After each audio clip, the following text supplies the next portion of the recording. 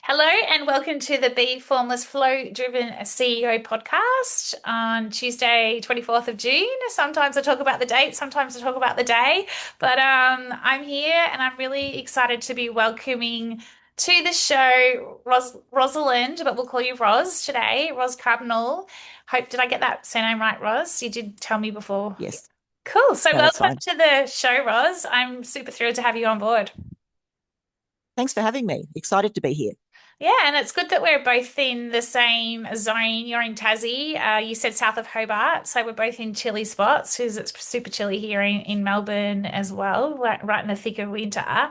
But it's pretty exciting to talk to you because my goodness, you've done a lot and you are still doing a lot as the founder of Shaping Change, which I absolutely love and something I'm all about.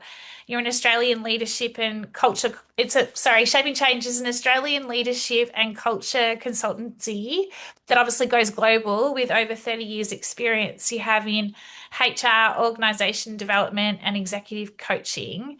But not only that, you've also developed the women's leader archetypes. And I had a look at that and it seems super impressive. I do love an archetype, I won't lie.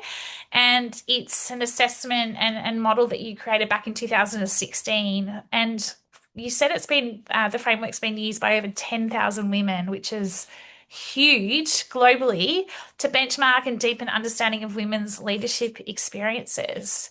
So I'm sure you would have that much insight and intel and research that we'll jump into. But you're also the author of an award nominated book, The Resilient Employee, and recognized as a keynote speaker, facilitator in emotional intelligence, change management, and cultural transformation. And you've also obviously earned a lot of industry awards. And I didn't say this to you before, but I noticed you've personally received the International Alliance for Women's World of Difference Award back in 2022. So super Yeah. impressive. I won't use the word CV because I feel like the word CV is such an old world term, and especially when we're talking about shaping and change. But tell us about all of this, your journey, how you got into what you've got into. Yeah, tell us all about it. Well, look, it's been 30 years, so I'm having to go back a really long way now. And when I say that, I know that there are people listening who weren't even born back in the late 1980s. So back in the days of the big hair and the padded shoulders and, power suits and things like that. But look, I started in this career by accident, believe it or not. It was one Mm. of those things where as a good girl who grew up in Canberra, one of the things that everybody did when you left year 12 was sit the public service exam, and everyone did it. They just put us all on a bus and trekked us off to a testing centre. We all sat the exam, and I was actually studying science at uni, and I just got the call saying you've now got a job in the public service and you're going to be working in personnel. And I had to ring my dad, who's a public servant, and say, "Dad, what's personnel?" I had no idea. And look, it sort of went from there. Personnel was what evolved into HR and now into people and culture. So it was really, like I said, an accident rather than a design was how it all started, Yeah. and which often happens. And I did it, loved it, enjoyed it. Sort of, it's been my life, it's been my passion because I love understanding people and understanding, how people work effectively and what happens to people when you put them into teams and human motivation and all really fun stuff. So I get to do the stuff that's interesting and exciting and adds a lot of value too. So it's great. Amazing. So you started in the public, from a public sector career. What was your, I guess, defining moment when you decided I actually want to start my own company, my own business now? Like, what was it? Was there something that happened? Was there a tipping point, or was it just that you wanted to be your own boss, if you like? Like, yeah, what caused you to start your own business? It's look, for me, I had a cancer diagnosis in 2010, and what happens to most people when they have some sort of big event in their life is you just reflect on what you want to be doing, what you should be doing, and all these regrets come up. It's this sense of, if this is it for me, all the things I wished I'd done. And I Mm. had this laundry list of all the things I wished I'd done that sort of popped into my head, of the sort of 6 months of cancer treatment.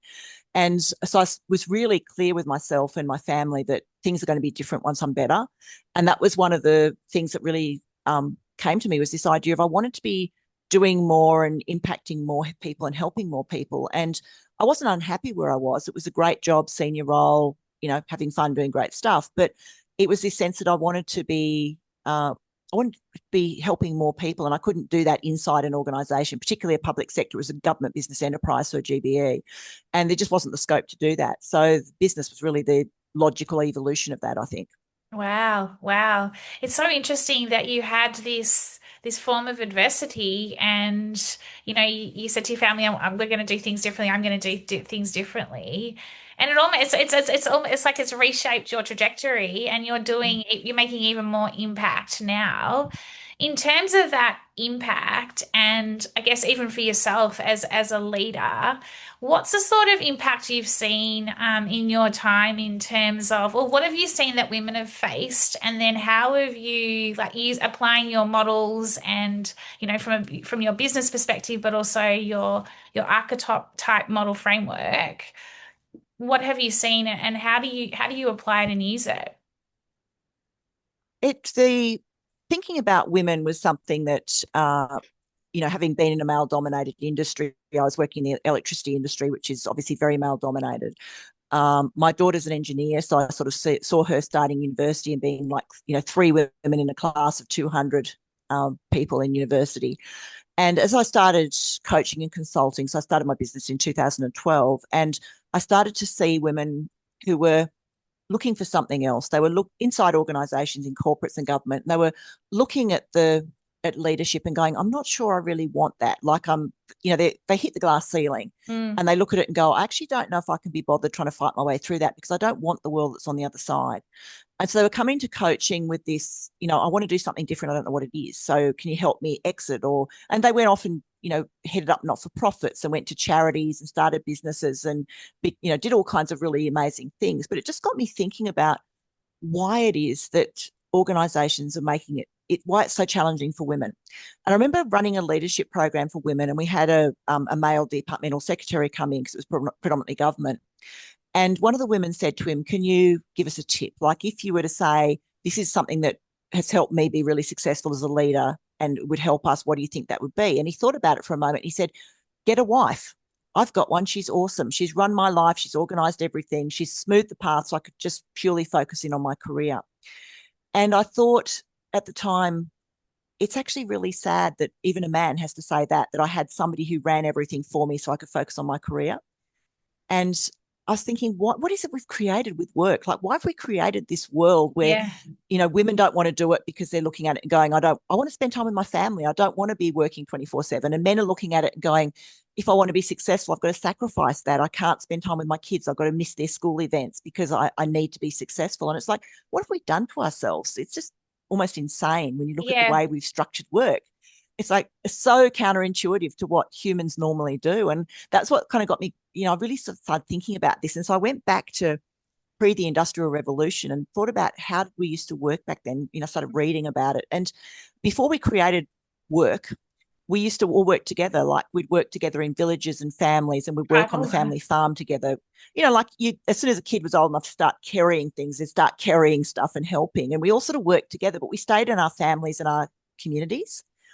And so there was always this sense there were people around us to support. That thing about it takes a village to raise a Yeah, child. There was 100%. Yeah. always uncles and aunties and grandparents and somebody to look after the kids. And we all sort of stayed together. And then we created work where everyone just packs up and goes somewhere, for 8 or 10 hours and then comes back. And it just didn't seem to really make sense. And when I started talking to women about their experiences, and it started back in 2016, where I just put a shout out on LinkedIn and said, look, I'm thinking about women's leadership. I'd love to talk to people. And it just grew and grew. And we had 538 women who globally who participated in the work, and they filled out surveys and they did interviews and they jumped on Zoom with me to talk about it. And we really built up this really rich picture of what it looks like for women when they're at their best in leadership. And I found women who were running their own businesses where they'd created their own thing were really embodying this sort of sense of I'm Mhm. being authentically me. I lead from that sense of, people centric. It's collaborative. It's not hierarchical. We all work together. We have, if somebody's children are sick, they can bring them in or they go home or whatever, but we just all make it work. It's a sense that we're all working together to create something for all of us. And I really love that about, that sort of sense of collaboration and sense of community that I was seeing in these female owned businesses. And for me, it's like, we've lost it. We've lost that in the Yeah. modern world of work. And we've got to get it back because that's the glue that kind of keeps women in the workforce and keeps them connected and keeps them wanting to Yeah. aspire to leadership roles. And they're exiting because they're not getting that. Do you think it's still happening? I mean, obviously you've been doing this for quite some time and you did your research piece back, what, nearly 10 years ago, 9 years ago or so. Like I'm reading a lot around Gen Z and I don't know, there was something I read really interesting last night around just this middle management and it's like you were talking about before. It's like they look at the other side of it and they're like, no, I want my flexibility, I want my freedom. The financials don't really matter as much as my flexibility and my freedom. And I was like, wow, that's really interesting. Like, and I started thinking about how do we ensure that they're not the I guess the emerging leaders the future leaders whether that be women. I mean I know you're very focused on women, as am I, but also men, in terms of how do we ensure that we are setting them up so that there is a lot of opportunity, that they are able to be the best and most authentic, what I call soulful, conscious leaders. Like, do you still see there's a huge, do you think it's getting worse or do you think it's getting better or do you think it's just kind of in between at the moment or has COVID halted it and we've kind of gone backwards and now we're having to reshape it again? That's a bit of a roundabout question, but you know It's what I'm saying? no, I do know what you're saying. And look, I've got a lot of hope in the young leaders coming through because you're right. They want flexibility, they want challenge, they want to learn, they want to grow. They're not going to want to do things the way that No. organisations traditionally do it. And as the older leaders exit the workforce and are replaced by the younger people, it will change. But I guess my concern is that a lot of those younger people will leave. They'll choose to leave. I'm not waiting around till the, you know, 60-year-old CEO decides to retire in 5 years. I'm out of here to do something else. And you're Mm. seeing that with younger generations. They're entrepreneurs, they're innovators, they're starting their own startups, they're kind of running a side, like almost all of them have side gigs. Like they might be working, No, but I they're love it. working because they've got an Etsy shop on the side, or they're sort of creating something, or they're writing code or whatever, you know. So I think we'll see a very, very different work environment. I love that because I think we're going to get back to what, we're going to humanize the workforce again, which for me is the bit that's missing, is that human factor, because it's become all about productivity and the work and and look, I was reading that Australia, we actually work much more unpaid overtime than a lot of other countries because people are quite happy to go the extra mile, you know, rather than knocking off at 5, they'll finish at 5:30 because there's something that needs to be finished. Whereas the younger leaders coming through they're not Do going to see that. it that I way. They're going to know. be like, 5 o'clock, I've got to get to my other gig, Yeah. Well, and and they're I off. love it, and I love it from someone who, like had my own form of adversity in terms of burnout and working like a maniac at times and just not knowing when to stop, right? And like that was kind of what was drilled in us from the get-go when we were first, kind of starting out, like Mm, work hard. Like you've got to work hard. If you want to get to that next step in your career, you have to work hard. I took it to the nth degree. mm, But the younger generation, they are the ones that are able to shape it, reshape it in a way that is more sustainable. And it's almost for me, it's funny, before we were talking, I was just doing my own bit of research around, I guess for me, from a financial, but like, we talk a lot about profitability and the leaders talk a lot about profitability. But you can't expect heaps of profitability if you've got a disengaged team or if you've got a disengaged workforce. So how do we better bring or interconnect the two together? Because of course you want the results. And so, mm, I feel like this is the generation, the up and coming generation. But also, I think there's leaders like yourself and myself that have the experience, but also the insight, the intuition to be able to go, no, there's a different way to do work. There's a different way to lead that will result in, it will just result in more people being happy, fulfilled, mm. which then in turn, your business does also then benefit from from that also.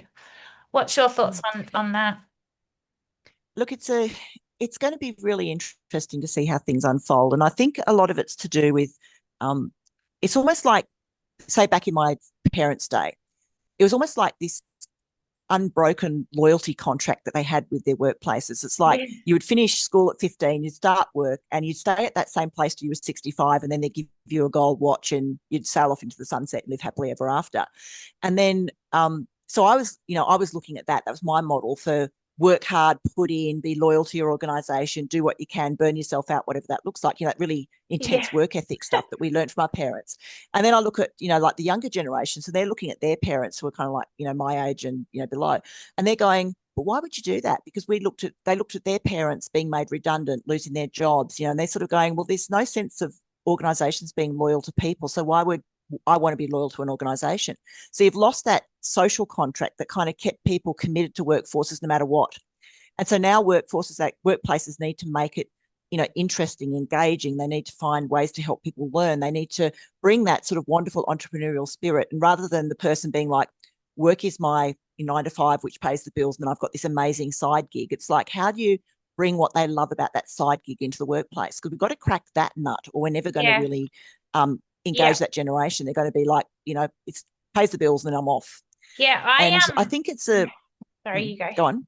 No, no, no, I was going to say just on your point there, I always used to, well, I always do. I talk about bring your Saturday self to work. So how you are Mm, on a Saturday or bring your, and I don't like using the word hustle because it just like, I know we use the word side hustle, but hustle just suggests busy, busy, like, are we being busy for the sake of it? But like let's just call it that for now. But it's like, how do you bring, like you say, that aspect into what you're doing in your role so that you're being your whole being. You're being your whole self. Like you're not just being somebody at work and then you're somebody different outside of work and then you're somebody, who's different in their side hustle forever. How do we make it more holistic? How do we interconnect it mm. all? I think is what we're talking about here. And yeah, and look, a lot of it's about the way that we structure. So when I sort of did this work around, what women need, is I found in women-owned businesses, rather than having a hierarchical pyramid type structure where the higher you get, the fewer jobs there are. It was like a Venn diagram. There was this sort of sense of Mm, overlap, and there were people who worked together, and there was almost like this sense of um, informal leadership. Like people stepped into leadership because there was a requirement, not because they were sort of formally appointed. It wasn't like, we're going to interview and choose you as yeah. leader. It's just that person steps up, they've got leadership qualities. And I think that's really the key here. I think if we were to break organizations down, like break down the hierarchy and go, we've got work that needs doing. Let people cluster around the work that interests them. Let's, rather than interviewing and going, this is your job and here's your position description, that's all you're allowed to do. It's like, let people find something that they really like. And you see this happen. There's an activity, it's a really common facilitation activity called the World Cafe. And we use it when we're trying to get, pull out information and solve problems. And what you do is you just have this space that's set up a bit like a cafe with round tables and chairs and, a bit of flip chart paper. And you get people to just go and sit at a table and write a question on the flip chart, that's something that they're really curious about. And they hang that question on the wall behind them. And then other people just go to wherever they want to sit to talk about that question or that problem. And if they don't think they're adding value or it's getting boring, they can go move somewhere else and there's no judgment. So the room becomes really organic. Like people kind Yeah. of move around and they attach to things that are interesting and they might solve the problem and then the whole group gets up and disperses. But, you end up with people working on the things that are meaningful to them, things they feel they're Mm. adding value to, and things that they find really interesting. And I think if we did work like that, I think it'd make a huge difference. I think if we kind of went, here's the work, and just go find something that you think you're going to find really fun, it's going to add value, and go do that. And then if you find it's not working for you, find another spot to sit and do Yeah. something different. I think people would probably be a lot happier. I agree because it's kind of for me, it's like thinking about it from that rigidity and the form of like do it this way, do it in a square box versus being able Mm, to, I call it becoming formless, where exactly what you're talking about, reshaping, shaping, having mm, conversation, going where it feels good for you and then you mm, look at what's possible, right? Like it becomes what's possible, not mm. what's impossible, because that's a different way to look at solving problems as well. So I love that. Tell me about your women's leader archetypes. I'm like I said, I do love a good old archetype coming back from my brand and communication days as Mm. well. Tell us about how that helps influence leadership, but also yeah, how that came about for you. I have looked at them by the way. I thought they were really Yeah. interesting. It came out of the research. So when I worked with these 538 women, it's over a 2 year period to sort of really define what women's leadership looks like. And I've always describe it as a bit like crowdfunding. So rather than me going, here's my model, let me test it, I was like, you tell me what it really looks like. And then I was, sending out emails where I'd ask questions and people would send stuff back. And it kind of ended up with this, the 8 archetypes. And started to overlay that over existing research and existing models. And I found that it actually aligned really nicely with David McClelland's model of social motives.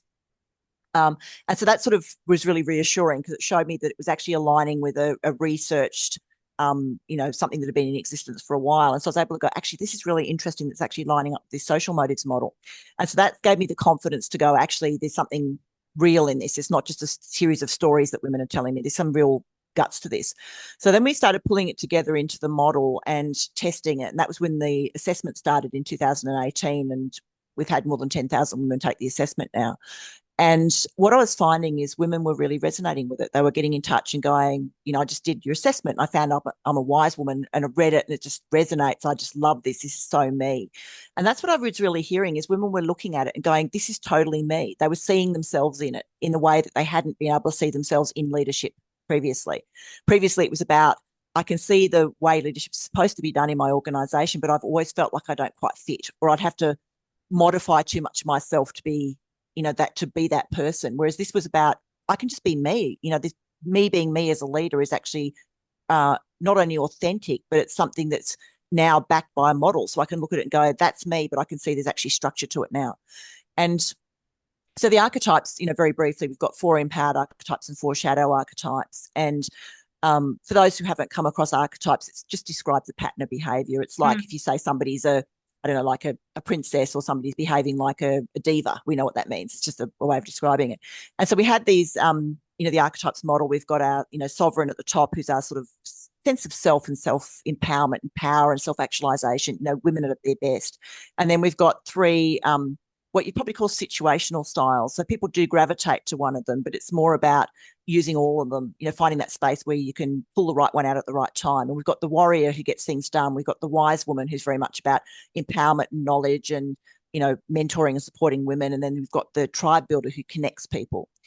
And the shadow archetypes are really interesting for women because it looks at what happens when things start to go wrong in that space. And women sort of look at that and go, oh God, I've just realized I've been spending the last 6 months in this space or that space, and then the tools to get out of that. So it's been it's just been so much fun to do because, like I said, women love it. You sort of run the diagnostic with them and it's almost like the light bulb goes on and they go, I get it now. And I've had women who were coming for coaching who wanted to get out of the organization they were in. They're like, I'm not a good fit. I'm going to leave. Want to go and do something else. And they're saying to me, I've just fallen back in love with my job because I'm just looking at it differently because now I know how to lead in my own authentic way. And I don't have to shave off all my rough edges to fit the mold of what leaders are supposed to look like. I'm just going to do it my way.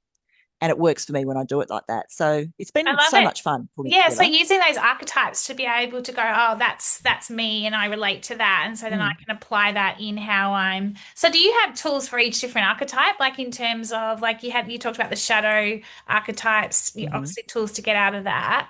But depending on the different archetypes, like is that then do you have tools within those archetypes around then how do they what I call shine their brightest as a leader, within that specific archetype? Or can you have 3 or 4 different archetypes as a You leader can, out of your model? yeah. And look, you do, women usually score something in all of them. Um, and the key thing we're looking for here is that they're using them effectively. So we want a really strong sovereign. That's the basis, which is we want you to feel empowered. We want you to have a really strong sense of self. We want you to be self-actualized. We want you to be the best you could possibly be. And then the other archetypes, the other 3 empowered ones are about, like I said, the toolkit. It's like the right ones at the right time. So Mm. there will be people who are really strong in warrior and they're neglecting their tribe builder, which means they're getting stuff done, but they're not connecting. And if they've got a team, the team's probably feeling a bit neglected and a bit, like we don't know what we do here. We don't know where we fit. Or if you've got really strong tribe builder and low warrior, you're having amazing relationships. Your team's fantastic and you'll love each other, but you're maybe not getting stuff done, you know. And so it's looking at those things and the fact that everybody's got areas to work on. Look, some people I come across are dominant in all the 4 archetypes and they're always amazing women. You spend time with them and they blow your mind. They're so incredible. But for the rest of the population, there's always something in there they want to work on. And if somebody's really struggling, like their sovereign's really low, they're not going to be effective in any of the empowered archetypes, because losing your sovereign means you really lost your sense of self. And Yeah. that's where a lot of women are when they come to the program, or come into the model, is that I've just lost who I am. I've been trying really hard to fit something that doesn't work for me. I'm a leader and I'm looking at leadership, and it's the long hours and the pressure and the you need to be on all the time, and you've always got to be 24/7 answering emails, and I just don't want to do that because that's not what I want my life to be. And then they're finding, we're like, okay, you don't actually have to do that. You can do something different. And for them, it's validating, it's empowering to go, there's something else out there. I don't have to do, the way that it's been done. Yeah, it's really interesting because I was just thinking about that, and you tapped into something because I'm like, the world's getting busier and busier, crazier and crazier, I feel like. You only have to look at what's going on in the world. And, I was talking actually, I had a meeting about this yesterday, well, not specifically, but we talked about this, and people are just so in their worlds or so consumed by, life, work, being a leader, all of that. Are you noticing that, people or women are struggling to find the time to do this sort of work when actually you need to find the time to do this work to actually then get out of, like you say, your shadow self? Because I know I had to.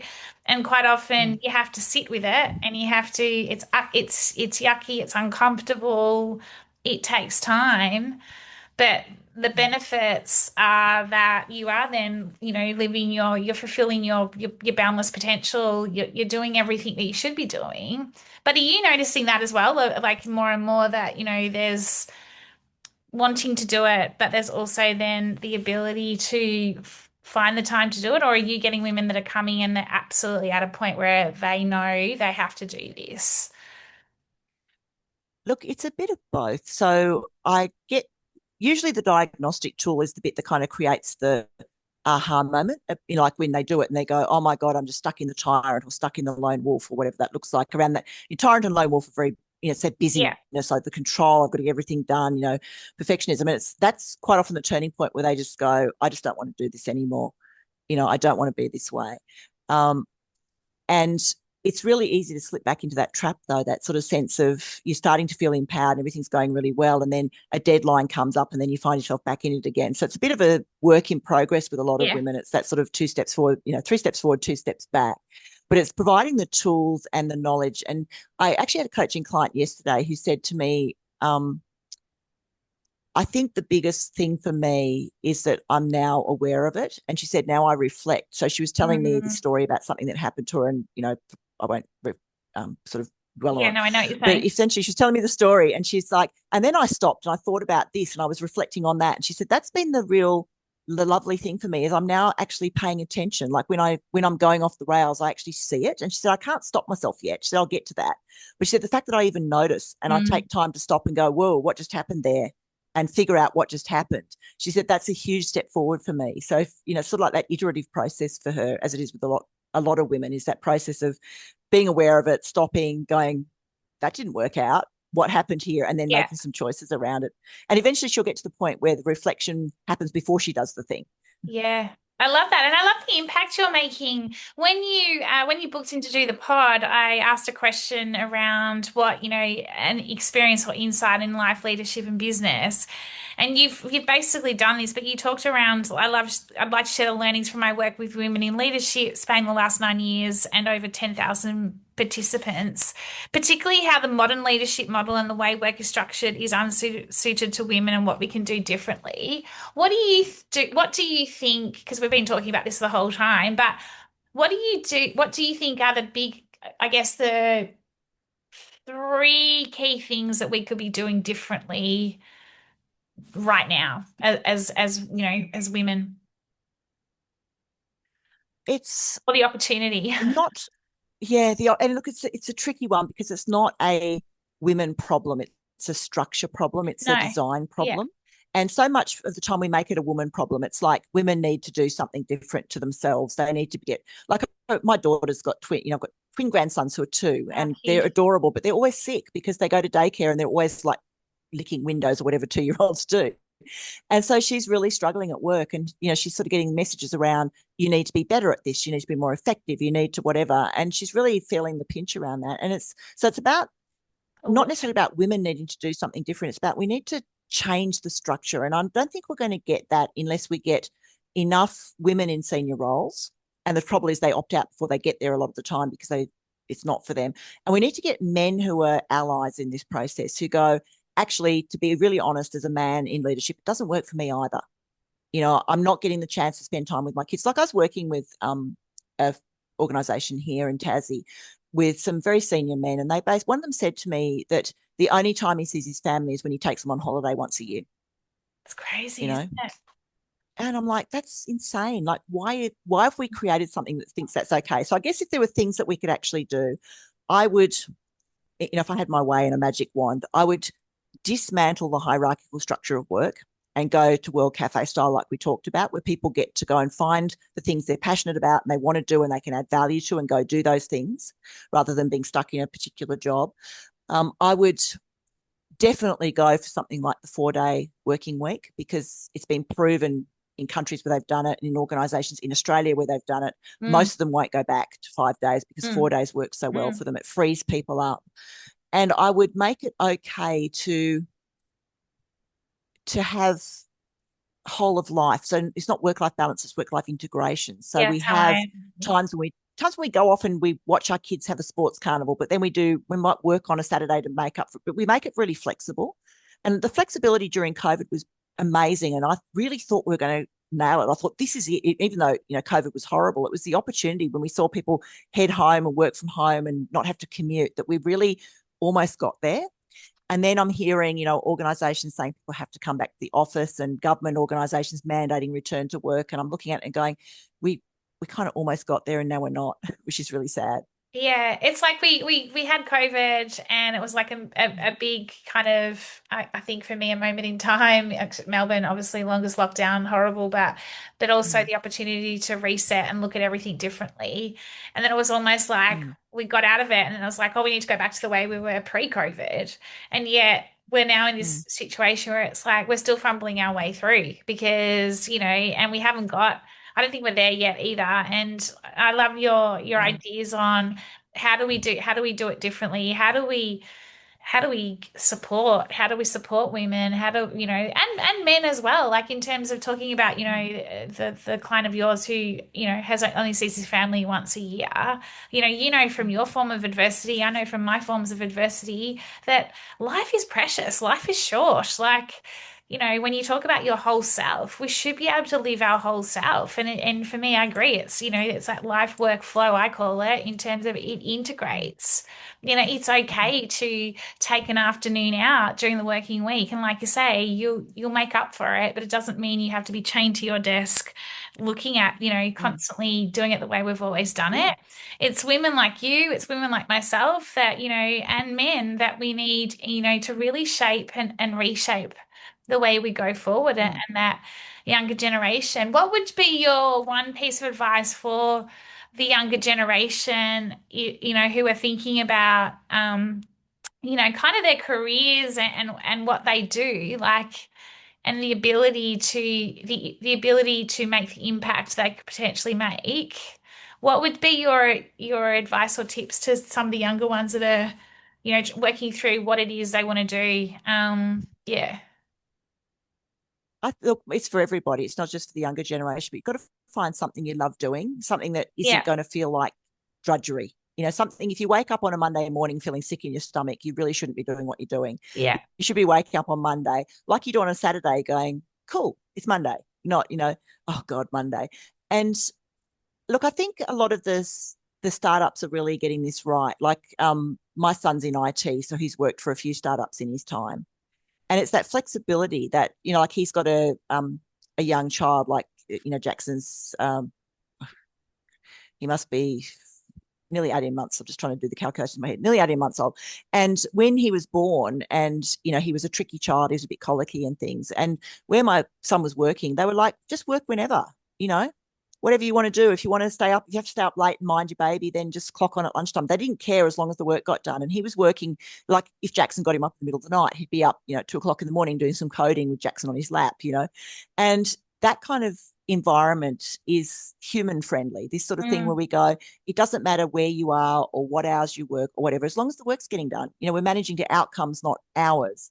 And the tech sector is really getting that right, around yeah. that flexibility, work whenever. They know that a lot of techie people are kind of like midnight owls and they're going to be sitting up at 2 o'clock in the morning working, but they're not going to make it to a 9 o'clock meeting the next day. No. And they're cool with that. And I love that about that. So I think there's certain industries that are going to get this really right.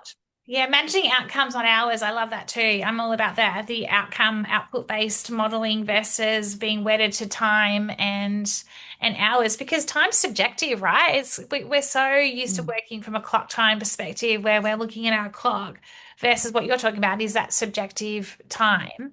Ross, how do we find out more about about your archetype, your framework, your book? How do we find out more about you? I've got a few websites actually. So my main consulting and coaching is over on shapingchange.com.au.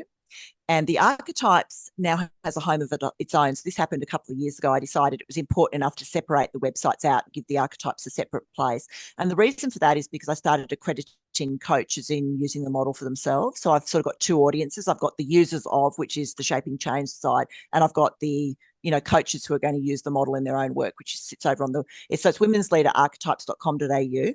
My book is on Amazon, basically any bookseller, anywhere you can get it as a bookseller, you'll be able to either order it, it'll be there. Um, and look, I think the thing about this is that it's bigger than me, and I don't sort of want it to be kind of attached to me because, like I said, I'm accrediting other coaches. They're taking it into the world, they're using it, and I really feel that's sort of the future of it. Again, almost like this crowdsource thing. It's like people are going to get out there and use it and do Yeah. things with it, and probably do things with it that I'll never even think of if I just sat here and did it myself. So, um, what I'm sort of saying, you can come and see me on my various websites. It really is a bigger journey than just me. Oh, totally. And I love that because it's also about giving back, right? You're giving back and you're spreading the word out there. You don't make impact just on your own. It's that community. It's like you say, that tribal piece. It takes a village.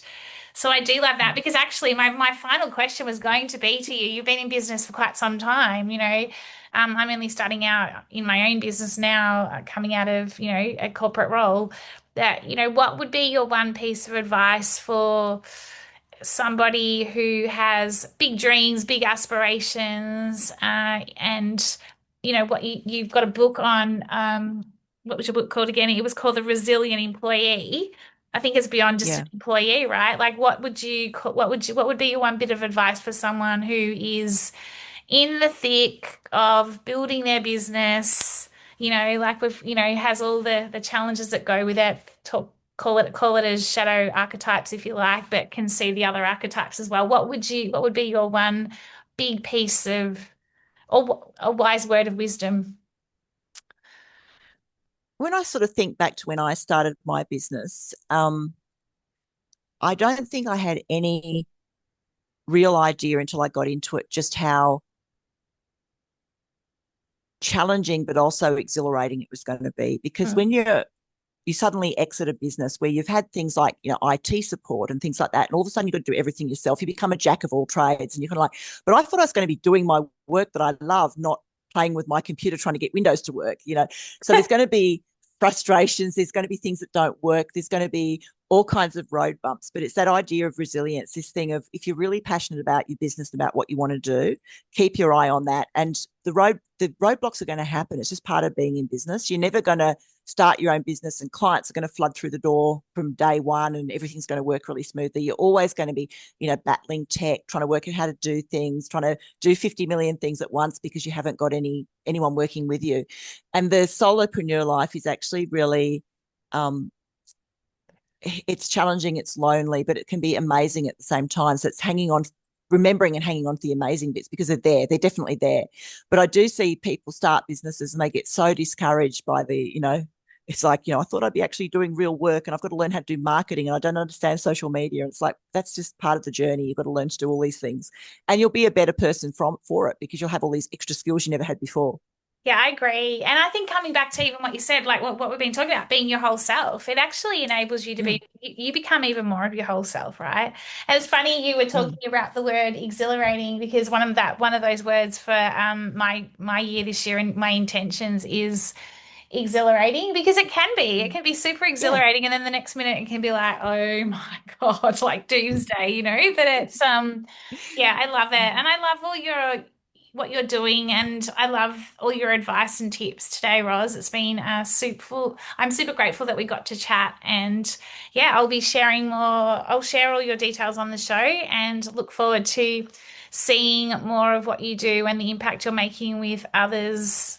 Maybe we'll collaborate on something one day ourselves, and the Mm. difference you're making in the world. So thank you so much. My absolute pleasure. Thanks for having me. It's been a great chat. I've really enjoyed it. No, me too. Thank you. Have a lovely afternoon. You too. Thank you.